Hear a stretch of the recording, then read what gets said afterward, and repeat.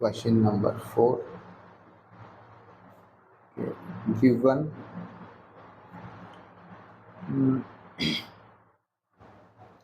carrying amount as on carrying amount as on 1st April 2017, 28 lakh. Remaining useful life comes to 9 years. Okay, so இப்படியே solve பண்ண ஆரம்பிச்சிடலாம். கொஸ்டினில் கேட்டிருக்கிறது என்னன்னா, show how the transaction would be reflected in financial statement. Financial ஸ்டேட்மெண்ட்டில் இது எப்படி reflect ஆகிருக்கும் கேட்குறாங்க, சப்ஜெக்டிவ். ஸோ ஃபர்ஸ்ட் நம்ம வந்துட்டு ஒர்க்கிங் நோட் போட்டுட்டு என்னென்ன வேல்யூஸ் இயர் இருந்திருக்குன்றதை கண்டுபிடிச்சிட்டு அதுக்கப்புறம் அதுக்கான ட்ரீட்மெண்ட்டை நம்ம ஜேர்னல் என்ட்ரியாக பாஸ் பண்ணலாம். ஓகே, ஜேர்னல் என்ட்ரி போட தேவையில்ல, நம்ம பேலன்சஸ் மட்டும் காமிச்சா போதும். அதோட நேச்சர் எப்படி ட்ரீட் ஆச்சுன்றதுக்கு நரேஷன் எழுதினா போதும். Okay, first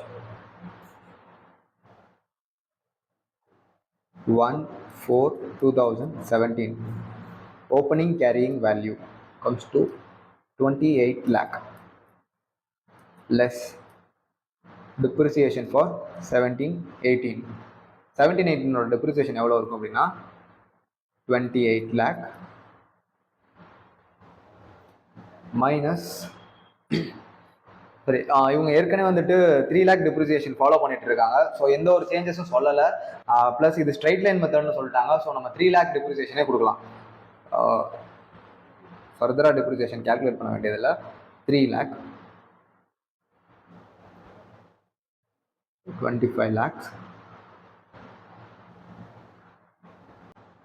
31st March 2018 value.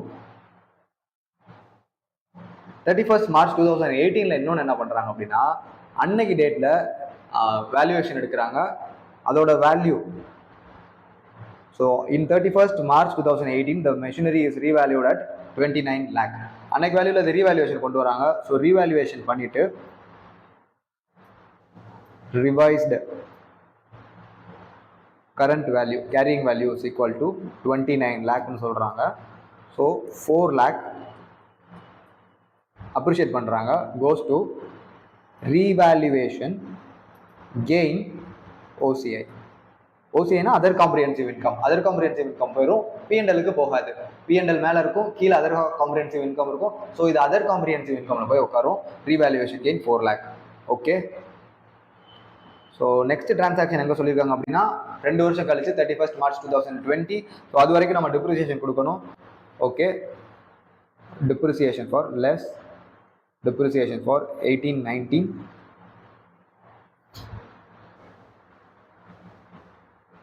Okay, revaluation 2 டைம்ல மட்டும்தான் நம்ம டிப்ரிசியேஷன் ரீகால்குலேட் பண்ணணும். அப்போ எதுனா impairment loss and component replacement. இப்போ நான் ரீவேல்யூவேஷன் பண்ணதுக்காக டிப்ரிசியேஷன் மாற்றணுமானா கிடையாது. யூஸ்வலாக போகிற டிப்ரிசியேஷன் 3 lakh போகும். அது போக ஃபர்தராக இருக்கிற இந்த ரீவேல்யூவேஷன் கெயின் என்ன பண்ணணும் அப்படின்னா, மிச்சம் இருக்கிற ரிமைனிங் இருக்கிற யூஸ்ஃபுல் லைஃப்க்கு நான் அமார்டைஸ் பண்ணி கொடுத்தா போதும். ஸோ டிப்ரிசியேஷன் ஆப்வியஸாக டிப்ரிசியேஷன் வேறு தான் வரப்போகுது. பட் நான் எஸ்எல்எம் டச் பண்ண வேண்டாம், எஸ்எல்எம் அதுபடி போயிட்டு இருக்கும். நான் ரீவேல்யூவேஷன் கெயினை மட்டும் அமார்டைஸ் பண்ணால் போதும். Revaluation gain 4 lakh. இதோட ரிமைனிங் யூஸ்ஃபுல் லைஃப் எவ்வளோ அப்படின்னா 9 years சொல்லியிருக்காங்க. ஸோ 1 year இங்கே மேலே போயிடுச்சு. ஸோ ரிமைனிங் இருக்கிற யூஸ்ஃபுல் லைஃப் 8 years. அப்போ ஒரு வருஷத்துக்கு 50,000. So 3,50,000 remaining depreciation. 29 lakh minus 3,50,000 comes to 25,50,000. Closing value, sorry, 31st March 2019. Okay, closing value less depreciation for 2019-20. Same amount இங்கே வரும். 3 lakh யூஸ்வலாக எஸ்எல்எம், எந்த சேஞ்சஸுமே இல்லை அப்படின்னா எஸ்எல்எம் கண்டினியூ ஆகிட்டே இருக்கும். ப்ளஸ் 4 lakh நான் ரீவேல்யூவேஷன் பண்ணதை 4 வருஷத்துக்குள்ளே அமார்டைஸ் பண்ணி முடிக்கணும். 1 வருஷம் முடிஞ்சு இன்னும் 7 yearsக்கு நான் கொடுக்கணும். ஸோ செகண்ட் இயரில் நான் அதே அமௌண்ட் தான் கொடுப்பேன். சேம் டிப்ரிசியேஷன் வரும். Okay, 25,50,000 minus 3,50,000. 22 lakh. Closing balance as on 31st March 2020. Okay 2020ல இன்னொரு டேட்டா கிடைக்குது. அவங்க என்ன சொல்றாங்க அப்படின்னா, அப்போ ஏதோ இம்பேர்மெண்ட் லாஸ்க்கான இண்டிகேஷன் கிடைச்சிருக்கும் போல. ஸோ இம்பேர்மெண்ட் டெஸ்ட் எடுக்கிறாங்க. Fair value less cost to sell கொடுக்குறாங்க. தென் வேல்யூ இன் யூஸ் கொடுக்குறாங்க. நான் ரிகவரபிள் அமௌண்ட் கண்டுபிடிச்சிட்டு இம்பேர்மெண்ட் நடந்திருக்கான்னு பார்க்கணும். impairment loss.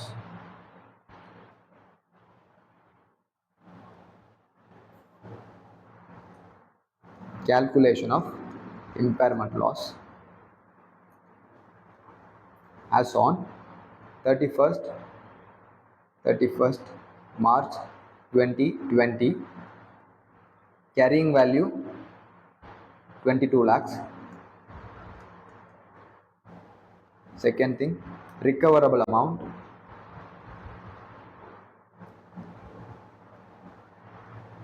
higher of A or B. Fair value less cost to sell or value in use. Okay, 20 lakhs. Value in use 21 lakh. Okay, whichever is higher, 21 lakh the higher. So recoverable amount is equal to 21 lakh. Impairment loss equal to 22 lakhs minus 21 lakh, 1 lakh impairment loss. So impairment loss கண்டுபிடிச்சாச்சு. Okay,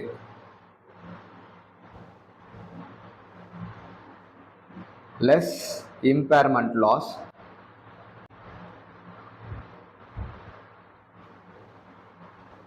$1 lakh. இந்த 1 lakh நான் இப்போ P&L கொண்டு போக கூடாது. ஏன்னா நான் போன வருஷம் இதுக்கு முன்னாடி எர்லியர் இயர்ல நான் ரீவேல்யூவேஷன் பண்ணிருக்கேன். ஸோ அந்த ரீவேல்யூவேஷன் ரிசர்வ்ல இருக்கிற பேலன்ஸ் ஜீரோ ஆனதுக்கு அப்புறம் தான் நான் இம்பேர்மெண்ட் லாஸ்ல இருக்கிற மிச்ச பேலன்ஸை P&L கொண்டு போனோம். ஸோ ரீவேல்யூவேஷன் ரிசர்வ்ல பேலன்ஸ் இருக்கிற வரைக்கும் அந்த அளவுக்கு அதோடைய எக்ஸ்டெண்டுக்கு நான் இம்பேர்மெண்ட் லாஸை ரீவேல்யூவேஷன் ரிசர்வ்ல தான் அட்ஜஸ்ட் பண்ணணும். ஸோ இந்த அமௌண்ட்டை நான் P&L போடல, revaluation reserve adjustment. Okay,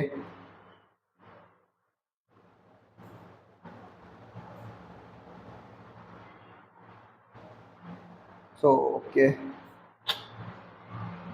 31st March 2021 வரைக்கும் நமக்கு டிரான்சாக்ஷன் கேட்டிருக்காங்க. இப்போ நம்ம 2020ல தான் இருக்கோம். நெக்ஸ்ட் இயர்க்கான டிப்ரிசியேஷன் லெஸ் பண்ணணும். So revised carrying value as on 31st March 2020 comes to 21 lakh. Impairment loss நடந்துச்சு அப்படின்னா டிப்ரிசியேஷன் டிஸ்டர்ப் ஆகும். ஸோ டிப்ரிசியேஷன் ரீகால்குலேட் பண்ணணும். Depreciation account, depreciation for 2021 impairment loss நடந்திருக்கு. Revised carrying value 21 lakh minus residual value. Residual வேல்யூல எந்த சேஞ்சஸும் சொல்லலை. So residual value நான் என்ன போடுறேன் அப்படின்னா, ஏற்கனவே இருக்கிற 1 lakh எடுத்துக்கிறேன். Divided by remaining useful life. இன்னும் எத்தனை வருஷம் இதோட யூஸ்ஃபுல் லைஃப் இருக்க போகுது அப்படின்னா 2017க்கு. ஓகே, இங்க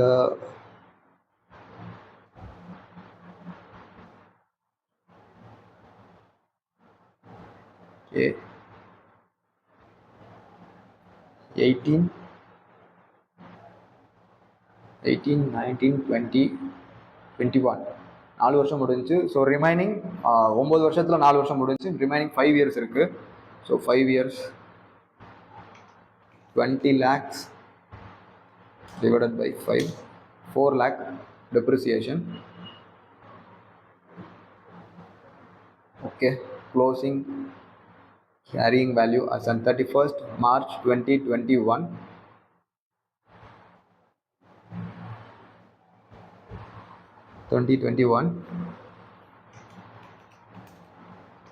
21 lakh minus 4 lakh 17 lakh. Okay, so இதுக்கான நரேஷன் எழுத சொல்றாங்க. நான் நரேஷன் நீங்க ஒரு தடவை ஜஸ்ட் ஸ்டடி மெட்டீரியல் ரீட் பண்ணுங்க. நான் இப்போ இது எப்படி டீல் ஆயிருக்கும் அப்படின்றத நான் ஒரு டேப்லெட் ஃபார்ம்ல காட்டுறேன். ஓகே, ஃபர்ஸ்ட் P&L நான் அப்படியே டிராஃப்ட் பண்றேன்.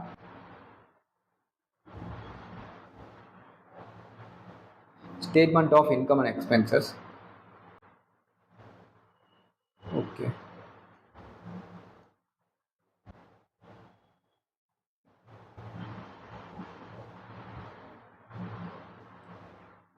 Statement of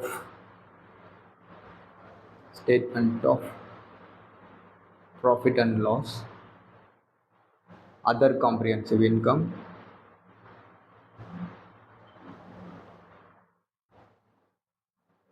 இந்த பார்ட் வந்துட்டு statement of profit and loss அக்கௌண்டோட ஒரு கண்டினியூவேஷன் தான், பட் இன்னொரு அனதர் பார்ட் மாதிரி தான். Okay, assets of balance sheet. Okay,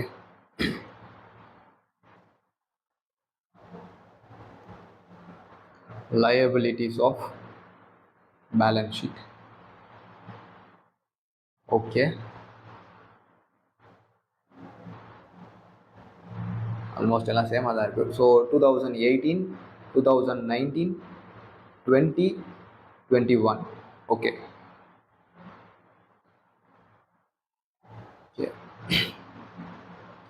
first year 2017-18 opening பேலன்ஸில் என்ன வேல்யூ இருந்திருக்கும்னா 28 lakh. ஸோ அது பேலன்ஸ் ஷீட்டில் அசெட்டில் போயிருந்திருக்கும். 2017-18 ஓப்பனிங்கில் yes, opening balance 28 lakh. Okay, next depreciation ஒரு 3 lakh, அது பிஎன்எலுக்கு போயிருக்கோம். 17-18 depreciation 3 lakh. Okay, 31st March 2018 revaluation reserve கொடுக்குறாங்க. ரீவேல்யூவேஷன் கெயின் ஆகுது. So appreciation 4 lakh, other comprehensive income போகும். So 4 lakh other comprehensive income. இன்கம்ன்றனால நான் ப்ளஸில் போடுறேன். டிப்ரிசியேஷன் ஆனால் நான் லெஸ் பண்ணிக்கிறேன், ஏன்னா எக்ஸ்பென்ஸ் இல்லை. ஸோ நான் எக்ஸ்பென்ஸ் எல்லாத்தையும் லெஸ் பண்ணுறேன். Other comprehensive income, revaluation gain. Okay, 4 lakh. So இப்போது க்ளோசிங்கில் என்னென்ன நடக்கும் அப்படின்னா, less depreciation for 3 lakh plus revaluation gain 4 lakh. Closing balance 28. So நெட்டாக 1 லட்சம் இன்க்ரீஸ் ஆகும், 29 lakh மாறிடும். ஓகே, இப்போ இந்த ரீவேல்யூவேஷன் அதர் காம்ப்ரிஹென்சிவ்ல இருக்கிற இந்த காம்போனன்ட், அதர் காம்ப்ரிஹென்சிவ்ல இருக்க இந்த 4 lakh அப்படியே நெக்ஸ்ட் இயர் எண்டில் என்ன நடந்துடும் அப்படின்னா, ரீவேல்யூவேஷன் ரிசர்வ் ட்ரான்ஸ்ஃபர் ஆகிடும். So revaluation reserve other equity கீழே, இது லைபிலிட்டிஸ் கிடையாது, other equities of balance sheet. Revaluation reserve 4 lakh. Okay,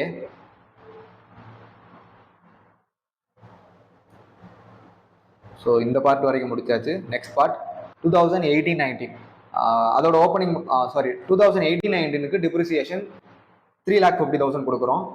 okay, simple. 3,50,000 depreciation. இந்த டிப்ரிசியேஷனில் 2 காம்போனன்ட் இருக்கு. என்னன்னா, ஃபர்ஸ்ட் காம்போனன்ட் 3 lakh எப்பயும் போற SLM, அப்புறம் ஒரு 50,000 அதர் காம்ப்ரிஹென்சிவ் இன்கம்ல இருந்து கொடுக்க போறோம். ஸோ அதர் காம்ப்ரிஹென்சிவ் இன்கம்ல இருந்து ஒரு 50,000 லெஸ் பண்ணிக்கணும். ஓகே, இது இப்போ ரீவேல்யூவேஷன் ரிசர்வ்ல ஹிட் ஆகும். ஸோ ரீவேல்யூவேஷன் ரிசர்வ்ல இருந்து ஒரு 50,000 லெஸ் பண்ணிடுறேன். ஓகே, இப்போ அசட் பொறுத்த வரைக்கும் 29 lakh ஓப்பனிங் பேலன்ஸ் வரும், லெஸ் டிப்ரிசியேஷன் 3,50,000. ரீவேல்யூவேஷன் ரிசர்வ்ல இருந்து ஒரு 50,000, ரீவேல்யூவேஷன் ரிசர்வ்ல இருந்து ஒரு 50,000 எடுத்துருப்போம். எஸ், இந்த இடத்துல ரீகிளாசிஃபிகேஷன் ஒன்று நடக்கும். ஸோ நான் அதை ஃபர்தராக சொல்லி குழப்ப விரும்பலை. சிம்பிளாக இப்போதைக்கு இதை மட்டும் புரிஞ்சுக்கோங்க. 29 lakh minus 50,000, 28,50,000 opening, sorry,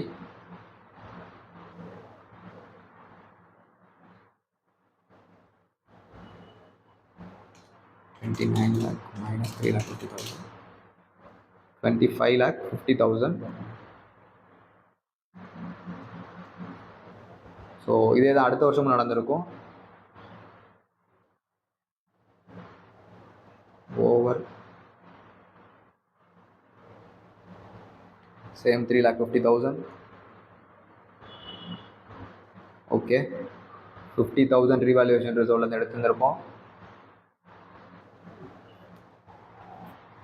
3,50,000 less 3,50,000, 22 lakh revaluation ரிசர்வ்ல 50,000 குறைஞ்சிருக்கும். ஸோ இப்போ ரீவால்யூவேஷன் ரிசர்வ்ல கரண்ட் என்ன பேலன்ஸ் இருக்கும் அப்படின்னா 3 lakh இருக்கும். க்ளோசிங் பேலன்ஸ் போடுறேன் 4 lakh, 3,50,000, 3 lakh. So opening balance 3 lakh இருக்கும். இப்போது 2021 வந்துட்டோம். டிப்ரிசியேஷன் மட்டும்தான் இங்கே டிரான்சாக்ஷன், ஸோ அதை ரெக்கார்ட் பண்ணியாச்சு. சாரி, இப்போ இம்பேர்மெண்ட் லாஸ் வேறு இருக்குல்ல. ஓகே, இம்பேர்மெண்ட் லாஸ் ஒரு 1 lakh நடக்குது. 31st March 2020 இம்பேர்மெண்ட் லாஸ் நடக்குது.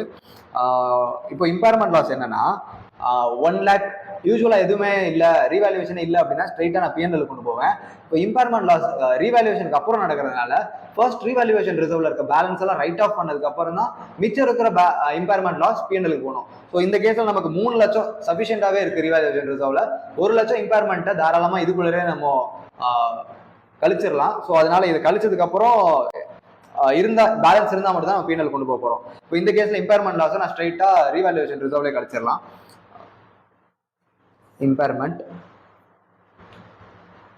impairment loss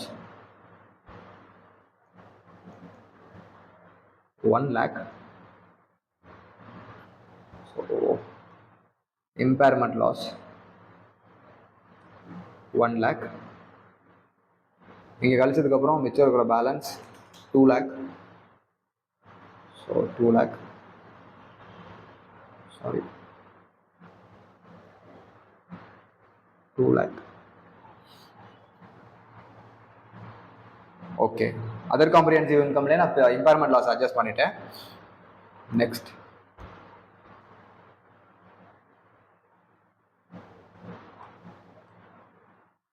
இப்போ அசட்டோட ரிட்டர்ன் டவுன் வேல்யூ எவ்வளோ இருக்கும் அப்படின்னா, அசட்ல இம்பேர்மெண்ட் லாஸ்க்கான எஃபெக்ட் கொடுக்கணும்.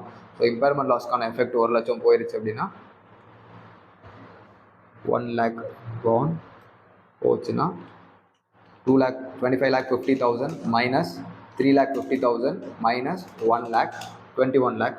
ஸோ 21 lakh மிச்சம் இருக்கும். 21 lakh. ஓகே, நெக்ஸ்ட் இயர் நார்மலாக 4 lakh டிப்ரிசியேஷன் கொடுக்க போகிறோம். So next year 4 lakh depreciation. 4 lakh ரீவேல்யூவேஷன்லேருந்து ரீவேல்யூவேஷன் காம்போனன்ட் எவ்வளோ, இந்த 4 lakh உள்ள ரீவேல்யூவேஷனோட காம்போனன்ட்டும் இருக்குது. ரீவேல்யூவேஷனோட component 2 lakh. Yes, 2 lakh divided by 4 years, 5 years. 2 lakh divided by 5 years. 5 years 40,000. So இந்த 4 lakh-க்குள்ளார 40,000 ரீவேல்யூவேஷனோட காம்போனன்ட், அப்புறம் மிச்சம் இருக்கிற 3,60,000 depreciation usual component. Depreciation 4 lakh. Okay, 40,000 revaluation ரிசர்வோட component 4 lakh comes to 17 lakh. Other equity 20,000. So ஓவராலாக இதில் இப்போ பேலன்ஸ் 1,80,000 இருக்கும். Sorry 40,000.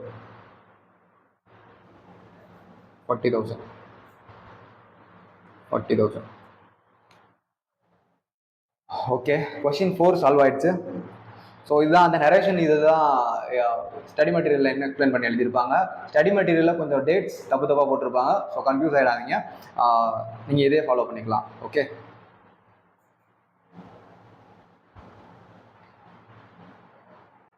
Okay, next question பார்த்துடலாம்.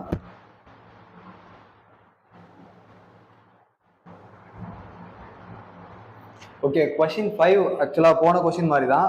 போன கொஷினோட சிம்பிளஸ்ட் வெர்ஷன் தான். தாராளமாக இதை நீங்களே ட்ரை பண்ணலாம்.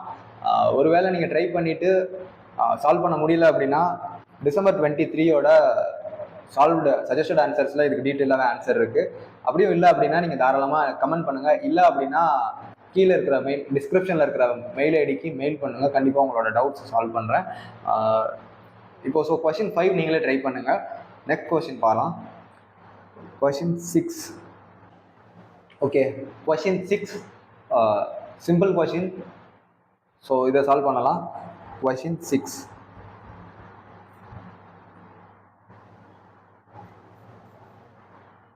Okay.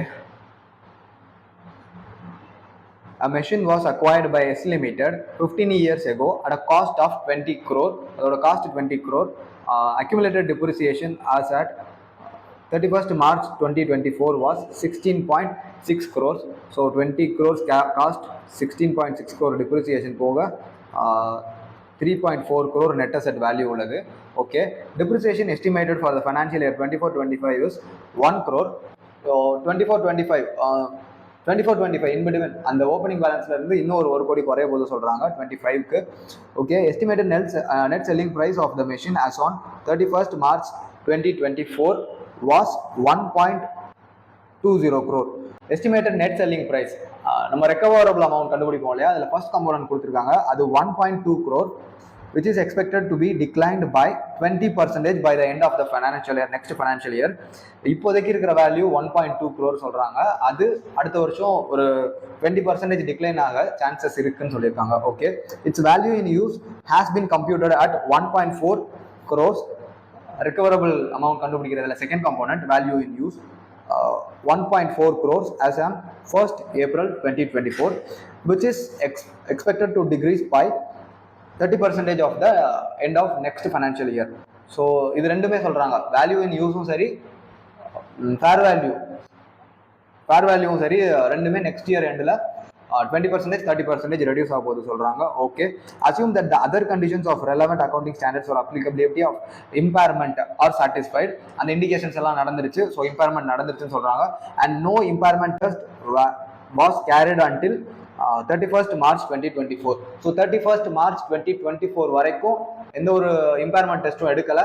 ஸோ அதுக்கப்புறம் தான் நெக்ஸ்ட் ஃபினான்ஷியல் இயரில் தான் இம்பேர்மெண்ட் எடுக்கிறாங்கன்ற மாதிரி இன்டைரக்டாக சொல்லியிருக்காங்க. பட் இது அப்பேரண்டாக அப்படியே ரீட் பண்ணோம் அப்படின்னா so okay, 31st March 2024 impairment test எடுக்கலை. அப்போது 1st April 2024 இம்பேர்மெண்ட் டெஸ்ட் எடுத்துருந்துருக்கலாம் இல்லையா. பட் ஆனால் சஜஸ்டட் ஆன்சர் பார்த்தோம் அப்படின்னா இந்த இன்ஸ்டியூட் என்ன அசம்ஷன் எடுத்திருக்காங்க அப்படின்னா 31st March 2025 தான் நெக்ஸ்ட் இம்பேர்மெண்ட் டெஸ்ட் எடுத்திருக்கதா அசம்ஷன் எடுத்திருக்காங்க. பட் நான் ஃபர்ஸ்ட் பிளைனா ரீட் பண்ணப்போ ஓகே 31st March 2024 அவங்க இம்பேர்மெண்ட் டெஸ்ட் எடுக்கல. அப்போ 1st April 2024 இம்பேர்மெண்ட் டெஸ்ட் எடுத்துட்டாங்க போல. ஸோ அதனால தான் 1st April 2024 revised value in use கொடுத்துருக்காங்க நான் நினைச்சேன். பட் அவங்க அசம்ஷன் இப்படி எடுத்திருக்காங்க. ஸோ இது மாதிரி ஒரு கன்ஃபியூசிங்கான ஒரு சுச்சுவேஷன் வரப்பெல்லாம் நீங்கள் என்ன பண்ணுங்கன்னா பெட்டர் இன்ஸ்டிடியூட்டோட அசம்ஷனே எடுத்துக்கோங்க. So balance sheet 31st March 2024 அவங்க இம்பேர்மெண்ட் எடுக்கல. 31st March 2025 தான் ரிப்போர்ட்டிங் டேட்ல தான் அவங்க நெக்ஸ்ட் இம்பேர்மெண்ட் டெஸ்ட் எடுத்திருக்காங்க. Okay, so what should be the carrying amount of this machine as at 31st March 2025 first கேட்டிருக்காங்க. ஓகே, செகண்ட் வந்துட்டு how much will be written off to impairment loss for the financial year ended 31st March 2025 if the value in use was 0 and the company was value in use was 0. இனிமேல் இந்த கம்பெனியால இதை வச்சு இந்த மெஷினரியை வச்சு ஒன்றும் produce பண்ண முடியாது அப்படின்ற ஒரு சுச்சுவேஷன் வந்துச்சு அப்படின்னா was required to incur a cost of 8 lakh. அப்பையும் அதை விற்க முடியுமா, ஒரு 8 lakh செலவு பண்ணி வித்துடலாமா? ஸோ அப்படி வந்துச்சுன்னா அப்போ இதோட கேரிங் அமௌண்ட் என்னவா இருக்கும் as on 31st March 2025. So இப்போ நம்ம என்ன பண்ண போறோம் அப்படின்னா 31st March 2025 என்ன இம்பாக்ட் நடந்திருக்குன்றதை மட்டும்தான் காட்ட போறோம். ஓகே, ஸோ ஃபர்ஸ்ட் வந்துட்டு what should be the carrying amount of this machinery as at 31st March? Carrying value as on 31st March 2025. The first question. Okay, so first value, opening value as on 1st April 2024 என்ன வந்திருக்கும்னா இங்கே கொடுத்துருக்காங்க 31st March 2024 accumulated depreciation கொடுத்துருக்காங்க and காஸ்ட்டும் கொடுத்துருக்காங்க. So net carrying value எவ்வளோ அப்படின்னா 20 crore minus 16.6 3.4 crores. Okay, depreciation estimated for the financial year 24-25 கான depreciation estimate கொடுத்துருக்காங்க. But அதுதான் depreciation பண்ணியிருப்பாங்க. So 1 crore 2.4 crore. இங்கே எஸ்டிமேட்டட் நெட் செல்லிங் ப்ரைஸ்ன்னு சொல்லிட்டு 31st March 2024 ஒரு வேல்யூ கொடுத்துருக்காங்க இல்லையா, 1.2 crore. அதையும் நம்ம கன்சிடர் பண்ண வேண்டாம். Value in use as on 1.4 as on 1st April 2024 அதையும் கன்சிடர் பண்ண வேண்டாம் இப்போதைக்கு. ஏன் அப்படின்னா 31st March 2024 வரைக்கும் அவங்க இம்பேர்மெண்ட் டெஸ்ட்டை எடுக்கல. ஸோ தட் நம்ம இந்த வேல்யூவை கன்சிடர் பண்ண வேண்டாம். ஆனால் 31st March 2025 என்னன்னா இந்த ரெண்டு வேல்யூவை நம்ம கன்சிடர் பண்ணணும் with effect to this estimation. இந்த எஸ்டிமேஷன் எல்லாம் ரியலைஸ் ஆயிருக்கிறதா அசம்ஷன் எடுத்திருக்காங்க கொஸ்டின்ல. பட் அதை எங்கேயுமே அவங்க ஸ்பெசிஃபை பண்ணல. ஸோ இந்த அசம்ஷன் படி இப்போ இந்த கொஸ்டின்ல சொல்லியிருக்கிற மாதிரி 31st March 2024 இருந்த வேல்யூஸ், ஃபேர் வேல்யூவும் சரி வேல்யூ இன் யூஸும் சரி, அவங்க எஸ்டிமேட் பண்ண மாதிரியே 31st March 2025 வேல்யூஸ் குறைஞ்சிருக்கு. ஃபேர் மார்க்கெட் வேல்யூ 20% டவுன் ஆயிருக்கு, வேல்யூ இன் யூஸ் 30% டவுன் ஆயிருக்கு. ஸோ டவுன் ஆயிட்டு 31st March 2025 இம்பேர்மெண்ட் டெஸ்ட் எடுக்கிறாங்க. இந்த டவுனான வேல்யூ அவங்களுக்கு கிடைச்சிருக்கு. ஸோ அதுக்கப்புறம் அவங்க இம்பேர்மெண்ட் லாஸ் கண்டுபிடிக்கிறாங்க. அந்த அசம்ஷன்ல தான் கொஸ்டின் சால்வ் பண்ணியிருக்காங்க. ஸோ அதே அசம்ஷன்ல தான் நீங்களும் எடுத்துக்கோங்க. இது எப்போனா ரீசெண்ட் இயர் June 2025 தான் இந்த கொஸ்டின் வந்திருக்கு. ஸோ நெக்ஸ்ட் இயர் சேம் பேட்டர்ன்ல கொஸ்டின் வர்றது டவுட் தான். பட் இருந்தாலும் இதுல ஒரு கிளாரிட்டி வச்சுக்கோங்க. ஓகே, ஸோ நான் இப்போ என்ன கண்டுபிடிக்கிறேன்னா ரிகவரபிள் amount working note 1, recoverable amount as on 31st March 2025. ஏன்னா அப்போதான் இம்பேர்மெண்ட் டெஸ்ட் எடுக்கிறாங்க. Okay, so first component fair value less cost to sell. இந்த அமௌண்ட் எங்க இருக்கு அப்படின்னா ஃபர்ஸ்ட் 31st March 2024 ஒரு வேல்யூ கொடுத்துருக்காங்க இல்லையா, 1.20 crores. அதுல 20% டிக்ரீஸ் ஆன வேல்யூ அவங்க எஸ்டிமேட் பண்ண மாதிரியே 20% டிக்ரீஸ் ஆயிடுச்சு. So 1.20 in minus 20% 0.96 crores. Okay, second component value in use. Value in use 1.4 crore minus 30%. 1.4 crore minus 30%, 0.98 crore. So whichever is higher will be treated as recoverable amount. இந்த இடத்துல இது higher, so இதை நான் எடுத்துக்கிறேன். 0.98 crore தான் recoverable amount. Okay, carrying value எவ்வளோனா carrying value as on 31st March 2025 2.4 crores. So impairment loss, working note 2, impairment loss equals to carrying value minus recoverable amount. Carrying value 2.4 crores minus 0.98 crores comes to 2.4 minus 2.4 minus 0.98, 1.42 crores impairment loss. So less impairment loss as on 31st March 2025 to be recognized on 24-25 financials on P&L. One second. Yes, எந்த revaluation கொடுக்கல. So ஸ்ட்ரைட்டாக நான் பிஎன்எல்கே கொண்டு போகலாம். Impairment loss PNL 1.42 crores less 2.4 minus 1.42 comes to 0.98 crore. Closing value, revised closing value as on, revised carrying value as on 31st March 2025. So 3 கொஸ்டினுக்கு answer சொல்லியாச்சு. First question first, what should be the carrying amount? So carrying amount வந்துட்டு 0.98 crores. இந்த எக்ஸாமில் தனியாக எடுத்து specify பண்ணணுமானா தேவையில்லை, just box பண்ணால் போதும் ஒரு safer சைடுக்காக.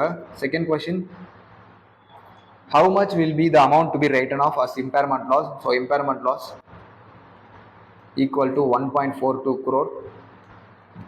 Third, if value in use was 0 and the company was required to incur 8 lakh to dispose the plant and equipment. Okay, இப்போ இந்த கேஸ்ல என்ன சொல்றாங்க அப்படின்னா, இந்த இடத்துல இந்த வேல்யூ 0 இருந்துச்சு அப்படின்னா வேல்யூ இன் யூஸ் 0 ஆயிடுச்சு, பிளஸ் இந்த அமௌண்ட் ஃபேர் வேல்யூல இன்னொரு 8 லட்சம் செலவு பண்ணாதான் அமௌண்ட்டை சோல்வ் பண்ண முடியும் அப்படின்னா இந்த வேல்யூ ஒரு 8 லேக் இன்னும் குறைஞ்சிச்சு அப்படின்னா 88 crore.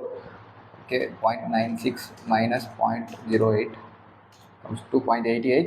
ஸோ இந்த சினாரியோவில் என்ன கேட்டிருக்காங்கன்னா கேரியிங் அமௌண்ட் கேட்டிருக்காங்க. So revise the impairment loss கண்டுபிடிச்சிடலாம். Revise the impairment loss, carrying value minus realizable amount, recoverable amount. Carrying value 2.4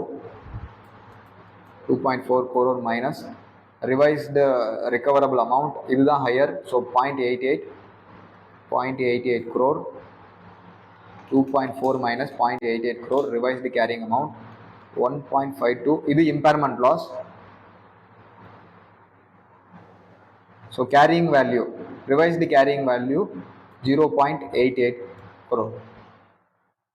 Okay, simple, easy question. Question 6 over.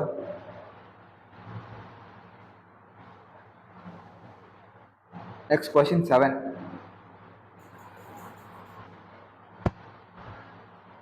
Question 7 என்ன கொடுத்திருக்காங்க ரீட் பண்ணிடலாம். An entity has the following asset with relevant data on reporting date. Okay, assets A, B, C, D and E இப்படி assets கொடுத்துருக்காங்க, அதோட carrying amounts கொடுத்துருக்காங்க. Okay, fair value less cost to sell, recoverable அமௌண்டோட first component கொடுத்துருக்காங்க. Second, value in use கொடுத்துருக்காங்க. Okay, assets C and D were revalued before, இதுக்கு முன்னாடி asset C and D revaluation பண்ணியிருக்காங்க. ஸோ என்ன அர்த்தம் அப்படின்னா இதுக்கான ரீவேல்யூவேஷன் ரிசர்வ்ல இருக்கும். The carrying amount of the revaluation surplus are 40 lakhs and 30 lakhs respectively. So C க்கு ஒரு 40 lakhs D க்கு ஒரு 30 lakhs revaluation reserve இருக்கு. Okay, asset E falls in a cash generating unit. Asset E வந்துட்டு ஒரு cash generating unit குள்ள இருக்கிற ஒரு machine. Okay, consisting of goodwill 50 lakhs and intangible assets of 90 lakh. So asset E வந்துட்டு ஒரு cash generating unit குள்ள இருக்கான். அந்த cash generating unit குள்ள asset E இருக்கு, goodwill இருக்கு, அதுக்கப்புறம் ஒரு intangible assets இருக்கு. ஸோ அதோட கேரிங் வேல்யூஸ் கொடுத்துருக்காங்க. cash gen consisting of 50 lakhs and 80 lakh, intangible assets of 90 lakh. Carrying வேல்யூன்னு நான் எடுத்துக்கிறேன். ஸோ கேரிங் வேல்யூ E ஓடது 100, குட்வில் ஒரு 50, இன்டான்ஜிபிள் அசெட்ஸ் ஓடது 90. ஸோ ஓவராலா 240 lakhs கேரிங் வேல்யூ இந்த சிஜிஇக்கு இருந்திருக்கு. Okay, the fair value less cost to sell the CGU is 180 lakh and value in use is 170 lakh. நம்ம impairment loss ஒரு cash generating யூனிட்டுக்கு check பண்றப்போ ஓவராலா அதோட சிஜியோட கேஷ் கேரிங் வேல்யூவும் ஓவராலா அதோட value in use fair value எல்லாத்தையும் எடுத்து தான் பார்க்கணும். ஸோ இந்த சிஜியோட carrying value, fair value, value in use இது ரெண்டும் பார்க்குறப்போ carrying value 240, fair value 180, value in use 170. So இது ரெண்டும் சேர்த்து ரிகவரபிள் அமௌண்ட் வரும். ரிகவரபிள் அமௌண்ட் எதை எடுப்பேன் அப்படின்னா 180, ஏன்னா இதுதான் ஹையராக இருக்கு. So carrying value minus 180 will comes to impairment loss.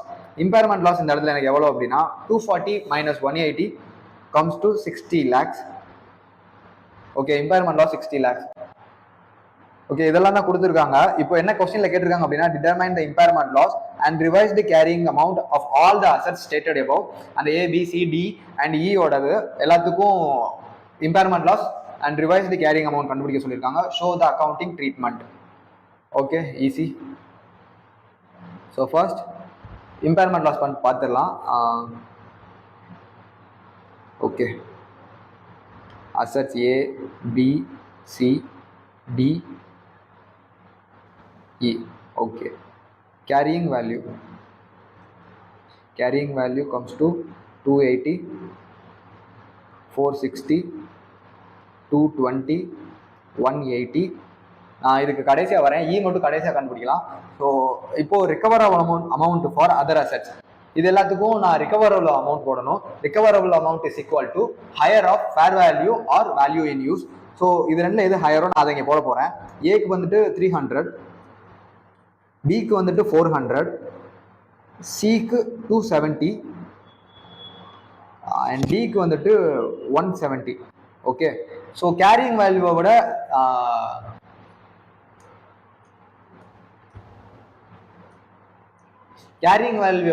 ரிகவரபிள் amount கம்மியாக இருந்தால் மட்டும்தான் இம்பேர்மெண்ட் நடந்திருக்குன்னு அர்த்தம். ஸோ இந்த கேஸில் இது நடந்திருக்குன்னு பார்க்கலாம். ரிகவரபிள் அமௌண்ட்டை விட கேரிங் அமௌண்ட் கம்மியாக இருந்தால் நான் இம்பேர்மெண்ட் நடந்திருக்கு எஸ்ன்னு கொடுப்பேன். எஸ், இங்கே இம்பேர்மெண்ட் நடந்திருக்கு. S, okay. இங்கே ரெக்கவரபிள் அமௌண்ட்டை விட ரிகவரபிள் அமௌண்ட் 300 இருக்கு. ஓகே, இங்கே நடக்கலை, சாரி. இங்கே இங்கே இம்பேர்மெண்ட் லாஸ் நடக்கலை, நோ. இம்பேர்மெண்ட் நடந்திருக்கு, எஸ். 270 ரிகவரபிள் அமௌண்ட், நான் 220 தான் புக்கில் வச்சிருக்கேன். So no impairment. இந்த இடத்துல கேரிங் வேல்யூ ஜாஸ்தியாக இருக்குது, ஸோ இம்பேர்மெண்ட் நடந்திருக்கு, எஸ். இம்பேர்மெண்ட் லாஸ் இங்கே வர போகிறது இல்லை. இங்கே 60 ரூபீஸ்க்கு நான் இம்பேர்மெண்ட் எழுதணும், இங்கே இம்பேர்மெண்ட் இல்லை. இங்கே 10 ரூபீஸ் இம்பேர்மெண்ட். ஓகே, இப்போ இ காம்போனன்ட் வந்துடலாம். இ வந்துட்டு ஒரு சிஜியூக்குள்ளே இருக்குது. சிஜியோட ஓவரால் ஃபிகரை தான் நான் பார்க்கணும். இப்போ ஓவரால் குட்வில், அப்புறம் இன்டான்ஜிபிள் அசெட்ஸ் எல்லாம் சேர்த்து கேரிங் வேல்யூ எவ்வளோ வருதுன்னா 100, 50, 90. Okay,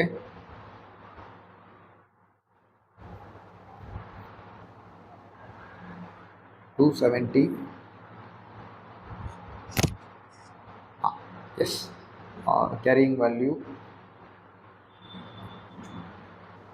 fair value,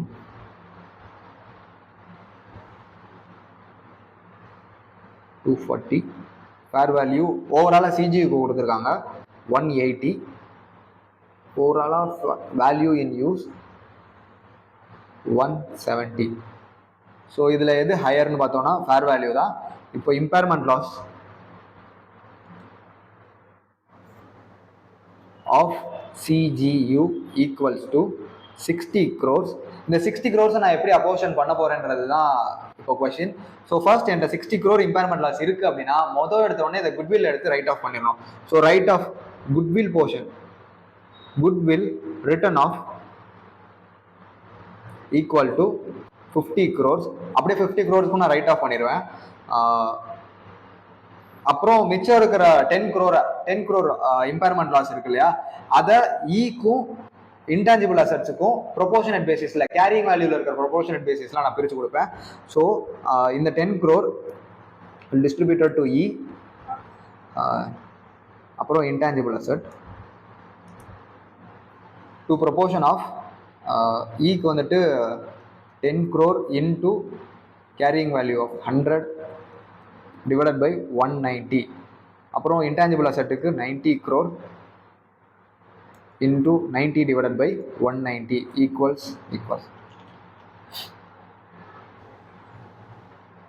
10 into 100 divided by 190, 5.263.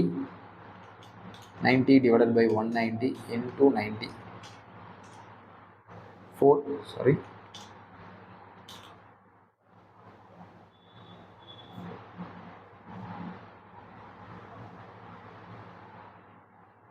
sorry,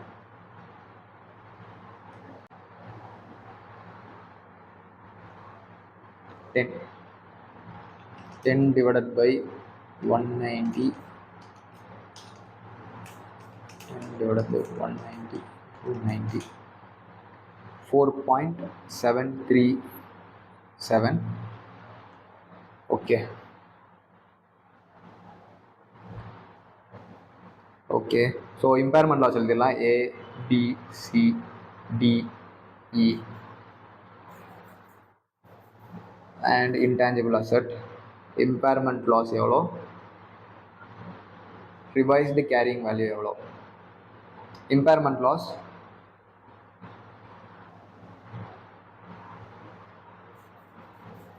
ஏக்கு எதுவும் இல்லை, பிக்கு 60, சிக்கு எதுவும் இல்லை, டிக்கு 10, இக்கு வந்துட்டு 5.263, இன்டான்ஜிபிள் அசெட்டுக்கு 4.737. Okay, revise the carrying value. இந்த இடத்துல revise the carrying value, okay, carrying value 400. No, அப்போ இது okay. Okay, so revise the carrying value for A 280, B 400, C 220, D 170, Eக்கு 100 minus 5.263, so 94.74. Intangible asset 90 minus 4.737, 85.26. Okay, so accounting treatment ஒன்றும் இல்லை. இப்போ இந்த C and டிக்கு revaluation reserve இருக்கு. C எப்படியோ இம்பேர்மெண்ட் லாஸ் இல்லை, ஸோ டிக்கு மட்டும் இம்பேர்மெண்ட் லாஸ் உண்டு. அந்த இம்பேர்மெண்ட் லாஸ் 10 வந்துட்டு ஃபர்ஸ்ட் நான் ரீவேல்யூவேஷன் ரிசர்வ்ல லெஸ் பண்ணிடணும். ஸோ அதுக்கான ஜேர்னல் என்ட்ரி பார்த்தோம் அப்படின்னா, ஜேர்னல் என்ட்ரி இம்பேர்மெண்ட் லாஸ் போகிறதுனால ரீவேல்யூவேஷன் ரிசர்வ் கிரெடிட் டெபிட் பண்ணணும். Revaluation reserve account debit to machinery D. So D 10 10. Simple. இந்த அக்கௌண்டிங் ட்ரீட்மெண்ட் ஜேர்னல் என்ட்ரியாகவே நீங்கள் போட்டு காமிச்சிடலாம். Okay, question 7 over. Okay, question 8 பார்க்குறதுக்கு முன்னாடி ஒரு குட்டி கான்செப்ட்ஸ் பார்த்துடலாம். ஏன்னா இந்த கொஸ்டினில் கொஞ்சோண்டு இன்டான்ஜிபிள் அசெட்டை டீல் பண்ணியிருக்காங்க. ஸோ இன்டான்ஜிபிள் அசெட்டை பற்றின ஒரு ப்ரீஃப் பார்த்துடலாம். இந்த AS 38 இன்டான்ஜிபிள் அசெட். இதில் என்ன சொல்கிறாங்க அப்படின்னா, எதெல்லாம் இன்டான்ஜிபிள் அசெட்னா நம்மளோட காப்பிரைட், ட்ரேட்மார்க், சாஃப்ட்வேர், இது எல்லாமே இன்டான்ஜிபிள் அசெட்ஸ் தான். அதர் தென் பிபிஇ எதெல்லாம் நம்ம கேபிடலைஸ் பண்ணுறோமோ, other then financial asset and PPE, இதெல்லாம் இன்டான்ஜிபிள் அசெட் சொல்லலாம். எக்ஸாம்பிளுக்கு இந்த ட்ரேட்மார்க், காப்பிரைட்ஸ் இதெல்லாம். இப்போ சில நேரம் என்ன பண்ணுவாங்க அப்படின்னா, கம்பெனிஸே இன்ஹவுஸா சில சீக்ரெட் ஃபார்முலா டெவலப் பண்ணுவாங்க. இப்போ கொக்கோ கோலாவோட சீக்ரெட் ஃபார்முலா, அது அவங்களுக்கு இன்டான்ஜிபிள் அசெட். இப்போ இதே மாதிரி இந்த மாதிரி ரிசர்ச் அண்ட் டெவலப்மெண்ட் பண்ணி நிறைய இன்டான்ஜிபிள் அசெட்ஸ் கிரியேட் பண்ணுவாங்க. காப்பிரைட்டா இருக்கட்டும், சீக்ரெட் ஃபார்முலாவா இருக்கட்டும், பிசினஸ் ரெசிபிஸ், இது எல்லாமே ஒரு இன்டான்ஜிபிள் அசெட். ஸோ இந்த இன்டான்ஜிபிள் அசெட்டை அவங்க எப்போல்லாம் இன்ஹவுஸா டெவலப் பண்றாங்களோ அதுல மொத்தம் 3 ஃபேஸ் இருக்கும். First face research, second phase development and third face launch. So research ஃபேஸ்ல என்ன பண்ணுவாங்க அப்படின்னா, அந்த ப்ராடக்ட் பத்தின ஒரு ஃபீசிபிலிட்டியே இல்லாம அந்த ப்ராடக்டை ரிசர்ச் பண்ண ஆரம்பிப்பாங்க. இப்போ எக்ஸாம்பிளுக்கு தாமஸ் ஆல்வா எடிசன் பல்பு கண்டுபிடிச்சாரு. ஆனா பல்புன்னு ஒன்று கண்டுபிடிக்கிறதுக்கு முன்னாடி இருந்த உலகத்துல யோசிச்சு பாருங்க, பல்புன்ற ஒரு வார்த்தை கூட எல்லாருக்கும் தெரியாது. ஸோ அப்போ அவர் பல்பு பத்தி அவரோட தீம் எப்படி இருந்திருக்கும் அப்படின்னா, நம்ம லைட் கொண்டு வரணும், எலக்ட்ரிசிட்டியை யூஸ் பண்ணி சேஃபரா கம்பேட்டபிளா ஒரு லைட் கொண்டு வரணும்னு அவர் ஆரம்பிச்சிருப்பாரு. ஸோ அவர் ஆரம்பிச்சிருக்கிறப்போ யாருமே அதை நம்பியிருக்க மாட்டாங்க. ஸோ இந்த ஃபேஸ் தான் ரிசர்ச் ஃபேஸ். ஒரு ப்ராடக்ட் பத்தின ஃபீசிபிலிட்டியே இல்லாம அதை பத்தி ரிசர்ச் பண்ண ஆரம்பிப்பாங்க, அது ஃபீசிபிளான்னு கண்டுபிடிக்க ஆரம்பிப்பாங்க. ஸோ அவர் அந்த டைம்ல என்ன பண்ணிருப்பாரு, அவர் கிடைச்ச கம்போனன்ட் எல்லாத்தையும் தூக்கி கரண்ட்ல கொடுத்து பார்த்துருப்பாரு, எதுவும் வேலை செஞ்சிருக்காது. ஸோ அந்த டைம்ல அவருக்கு என்னன்னா, எந்த ப்ராடக்ட் வேலை செய்யும்னு தெரியறத விட இந்த ப்ராடக்ட் கண்டிப்பா வேலை செய்யாதுன்றதை கண்டுபிடிச்சிருப்பாரு. ஸோ ரிசர்ச் ஃபேஸ் பொறுத்த வரைக்கும் அந்த ப்ராடக்ட் பத்தின ஃபீசிபிலிட்டியே இருந்திருக்காது. அதுக்கு முன்னாடி ரிசர்ச் ஃபேஸ்ல பண்ற எல்லா எக்ஸ்பென்சஸையும் நம்ம P&L கொண்டு போயிடணும். ஓகே, ஸோ எப்போ ஒரு ப்ராடக்டோட ஃபீசிபிலிட்டி கிடைச்சிருது அண்ட் அந்த ப்ராடக்டை மார்க்கெட்டும் பண்ண முடியும் அப்படின்னு எப்போ கம்பெனி நினைக்கிறாங்களோ அப்போ வந்து டெவலப்மெண்ட் ஃபேஸ் ஸ்டார்ட் ஆயிரும். ஸோ டெவலப்மெண்ட் ஃபேஸ்ல என்னன்னா, இப்போ பிபிஇல நம்ம சொல்லுவோம் இல்லையா, பிபிஇல கன்ஸ்ட்ரக்ஷன், ஒரு மெஷினரி நம்ம கன்ஸ்ட்ரக்ட் பண்றோம் அப்படின்னா, இல்ல அக்வயர் பண்றோம் அப்படின்னா, அது ரிலேட்டடான டைரக்ட் எக்ஸ்பென்சஸ் எல்லாத்தையும் நம்ம கேபிடலைஸ் பண்ணுவோம் இல்லையா. ஸோ அதுல இருந்து அதே மாதிரி இந்த டெவலப்மெண்ட் ஃபேஸ்ல ஒன்ஸ் கம்பெனி ஒன்ஸ் ஒரு ரிசர்ச் வந்துட்டு டெவலப்மெண்ட் ஃபேஸ்க்கு மூவ் ஆக ஆரம்பிச்சதுல இருந்து that will be treated as asset, intangible asset அது மாற ஆரம்பிக்கும். ஸோ அந்த இன்டான்ஜிபிள் அசட்டுக்கு நம்ம பண்ற எக்ஸ்பெண்டிச்சர் எல்லாத்தையுமே கேபிடலைஸ் பண்ணிட்டே வந்துட்டு இருப்போம். ஸோ டெவலப்மெண்ட் ஃபேஸ் எல்லாத்துலயுமே கேபிடலைஸ் பண்ணுவோம் பண்ற எக்ஸ்பெண்டிச்சர் எல்லாம். ஒன்ஸ் டெவலப்மெண்ட் ஃபேஸ் முடிஞ்சதுக்கு அப்புறம் அது இன்டான்ஜிபிள் அசட்டா கேபிடலைஸ் ஆகி பிபிஇ மாதிரியே பேலன்ஸ் ஷீட்ல இன்டான்ஜிபிள் அசட்னு காட்ட ஆரம்பிச்சிரும். லைக் பிபிஇ எப்படி டிப்ரிஷியேட் ஆக ஆரம்பிக்குமோ அதே மாதிரி ஒன்ஸ் டெவலப்மெண்ட் ஃபேஸ் முடிஞ்சதுக்கு அப்புறம் இன்டான்ஜிபிள் அசட்டை அதை டிக்ளேர் பண்ணிட்டு நம்ம அதுக்கப்புறம் ப்ராடக்ட் லான்ச் பண்ணதுக்கு அப்புறம் அந்த இன்டான்ஜிபிள் அசட்டை அமார்டைஸ் பண்ண ஆரம்பிச்சிருவோம் through out it's useful life. So development ஃபேஸ்ல இதுல சிம்பிளா சம்மரைஸ் பண்ணி சொல்லணும் அப்படின்னா, ஒரு ப்ராடக்டோட ஃபீசிபிலிட்டியும் அதோட மார்க்கெட் ப்ராபபிலிட்டியும் நமக்கு தெரியாத வரைக்கும் அதை ரிசர்ச் ஃபேஸ்ல வச்சிருப்போம்.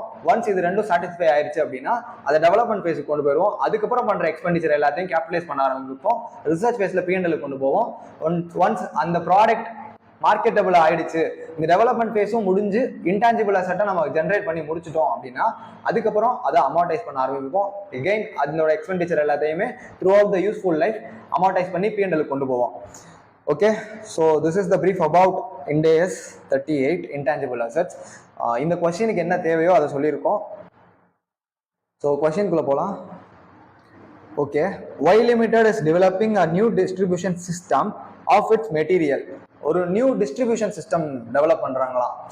ஒரு சப்ளை செயின் டெவலப் பண்றாங்க, டிசைன் பண்றாங்க. Okay, following are cost incurred at different stages of R&D. சும்மா அந்த சப்ளை செயின் டெவலப் பண்ணாம ஒரு ப்ராப்பரான ரிசர்ச் அண்ட் டெவலப்மெண்ட் பண்ணி சம்திங் ஆப்டிமமா யூஸ் பண்ற மாதிரி ஒரு சப்ளை செயின் டெவலப் பண்றாங்க. ஓகே, அந்த ப்ராஜெக்ட் இயர் 2019-20 2021 பீரியட்ல ரிசர்ச் ஃபேஸ்ல இருந்திருக்கு. ஸோ 21-22ல இருந்து டெவலப்மெண்ட் ஃபேஸ் போயிருக்கு. 21-22, 22-23, 23-24 இந்த 3 வருஷம் டெவலப்மெண்ட் ஃபேஸ்ல இருந்திருக்கு. ஸோ டெவலப்மெண்ட் ஃபேஸ் முடிஞ்ச உடனே ப்ராடக்ட் இன்டான்ஜிபிள் அசட்டா மாறிடும். இந்த பீரியட்ல இருக்கிற எக்ஸ்பென்சஸ் எல்லாத்தையுமே நம்ம P&L கொண்டு போவோம். வேறஸ் இந்த டெவலப்மெண்ட் ஃபேஸ்ல இருக்கிறது எல்லாத்தையுமே இன்டான்ஜிபிள் அசட்டா கேபிடலைஸ் பண்ணுவோம்.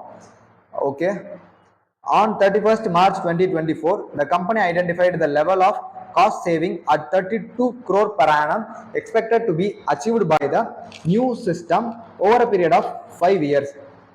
என்ன சொல்றாங்கன்னா, இந்த சப்ளை செயின் புதுசா டெவலப் பண்றாங்க இல்லையா, இதை 31st March 2024ல எண்டு கொண்டு வந்துடுறாங்க. இந்த supply chain management research over ஆயிடுது, டெவலப்மெண்ட் ஓவர் ஆயிடுது. ஸோ அப்போ இருந்து அவங்க என்ன சொல்றாங்கன்னா, என்ன கிளைம் பண்றாங்கன்னா, நெக்ஸ்ட் 5 இயர்ஸ்க்கு ஒரு வருஷமும் நம்மளால 32 crore எக்ஸிஸ்டிங் எக்ஸ்பென்சஸ்ல இருந்து மிச்சம் பண்ண முடியும் அப்படின்னு சொல்றாங்க. Okay, in addition the system developed can be marketed by way of consultancy which will earn additional cash flow of 20 crores per annum. இது மட்டும் இல்லாம அது 32 crore ஒரு வருஷத்துக்கு மிச்சம் பண்றது மட்டும் இல்லாம இந்த கண்டுபிடிச்ச சப்ளை செயின் சொல்யூஷனை நம்ம மற்றவங்களுக்கும் விற்க முடியும், நம்மளோட பியர்ஸ்க்கும் விற்க முடியும். அது மூலமா ஒரு வருஷத்துக்கு 20 கோடி ரூபாய் earn பண்ண முடியும்னு சொல்றாங்க.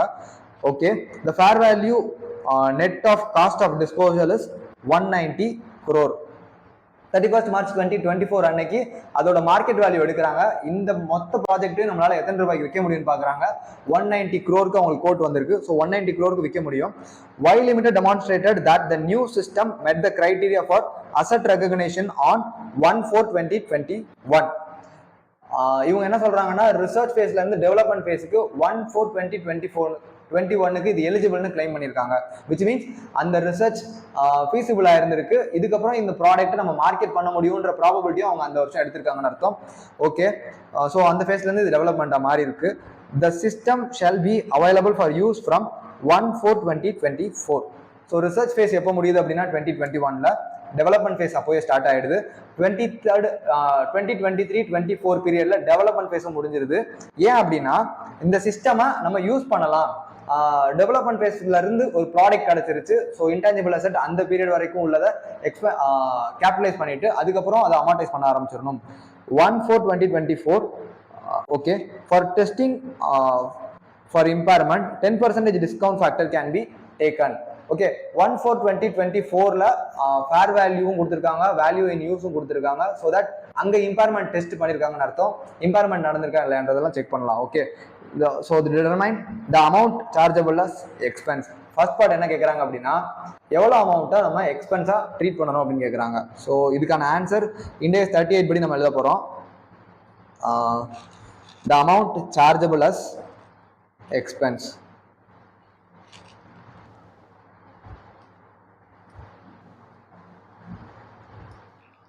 as per Ind AS 38, intangible assets expenses carried out during the phase of research shall be taken to profit and loss account as research expense. Hence, following expenses during 2019-20 and 2020-21 shall be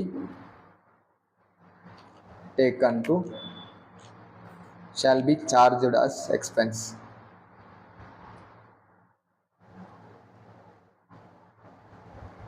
So 2019-20 16 crore, 2020-21 20 crore, total amounts to 36 crore. Okay, first part over. Second question, the amount to be capitalized as intangible asset up to 31st March 2024. So development phase la irukkrappo பண்ற expenditure எல்லாத்தையுமே நம்ம capitalize பண்ண போறோம். Okay, so amount to be capitalized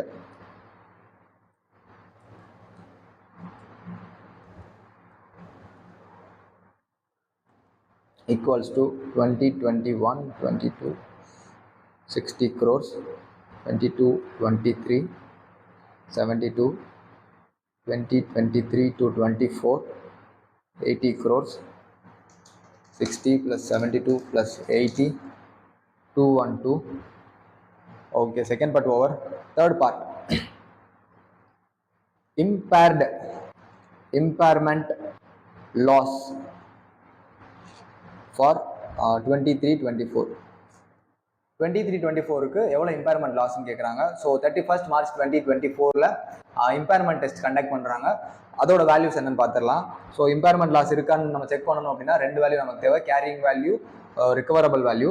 so carrying value எவ்வளோனா, carrying value as on 31st March 2024 212, 2024 212, carrying value as on 31st March 2024 212. Second value, recoverable amount,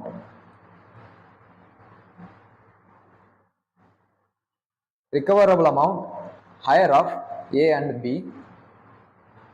A ஓட value என்ன அப்படின்னா fair value minus cost to sell. அதை கொஸ்டின்ல டைரக்டா கொடுத்துட்டாங்க. So fair value minus cost to sell equal to 190 crore. Second compound என்ன அப்படின்னா value in use. அந்த பர்டிகுலர் ப்ராடக்டை நம்ம கம்பெனிலே வச்சு யூஸ் பண்ணோம் அப்படின்னோம்னா அதுல இருந்து நமக்கு எவ்வளோ கேஷ் ஜென்ரேட் ஆகுன்றதோட ப்ரெசென்ட் வேல்யூ கண்டுபிடிக்கணும். So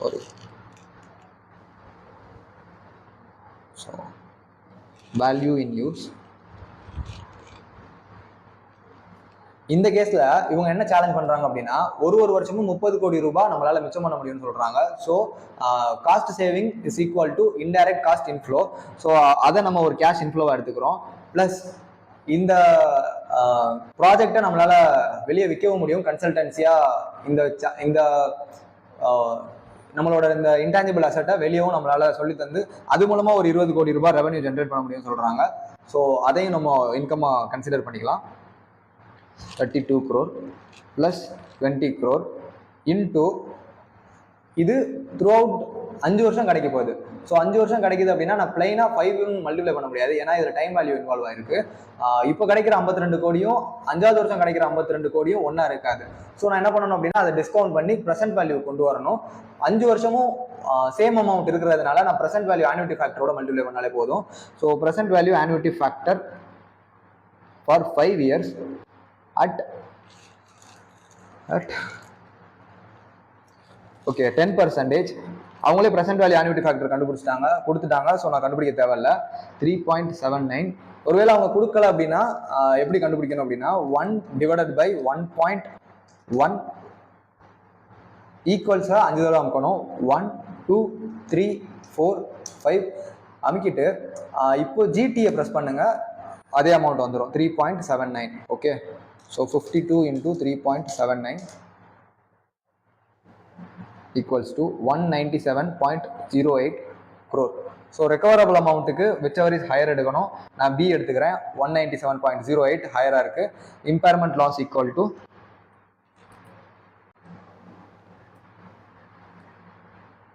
212 minus 197.08.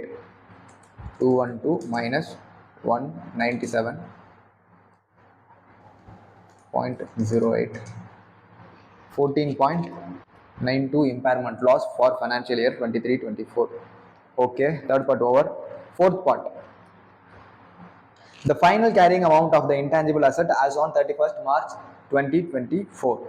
இவங்க ஏப்ரல்னு கொடுத்துருக்காங்க, பட் 31st மார்ச்சே ஓகே தான். ஏப்ரல் சம்மந்தமாக அவங்க எந்த டிரான்சாக்ஷனோ எந்த டீட்டெயில்ஸும் கொடுக்கல. ஸோ நம்ம இதே கன்சிடர் பண்ணிக்கலாம். ஓகே, 31st மார்ச்சோடதே நம்ம எழுதிக்கலாம். So the final carrying amount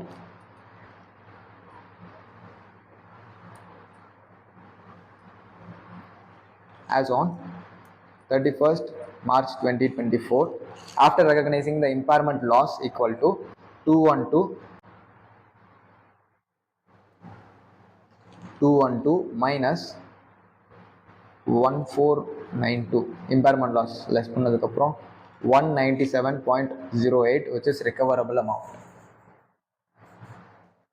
Okay, question 8 over. So impairment loss இதோட முடிஞ்சு. ரொம்ப குட்டி சாப்டர், பட் கண்டிப்பாக ஒரு 7 மார்க்ஸ் வரும். இதில் நம்ம 2 சம்ஸ் சால்வ் பண்ணலை. ப்ளீஸ் அதை நீங்களே ட்ரை பண்ணுங்கள். அது போக இந்த சம்ஸ் எல்லாத்தையுமே தயவு செஞ்சு நீங்களே ஒரு தடவை ஸ்க்ரிபிள் பண்ணியாவது பார்த்துருங்க. டேரெக்டாக எக்ஸாமில் போய் உட்காராதீங்க. இதை ப்ராக்டிஸ் பண்ண தான் கான்ஃபிடென்ஸ் வரும். ஸோ ப்ளீஸ் இதை இப்போவே செஞ்சு பார்த்துருங்க. ஓகே, இந்த 2 சம்ஸ் தவிர இந்த 2 சம்ஸ்லேயும் உங்களுக்கு டவுட் இருந்துச்சுன்னா கீழே டிஸ்கிரிப்ஷனில் இருக்கிற மெயில் ஐடிக்கு மெயில் பண்ணுங்கள். கண்டிப்பாக அதை சால்வ் பண்ணுறேன். இல்லாட்டினா கூட அதுக்கு நான் தனி வீடியோ போடுறேன், ப்ராப்ளம் இல்லை. Okay, thank you.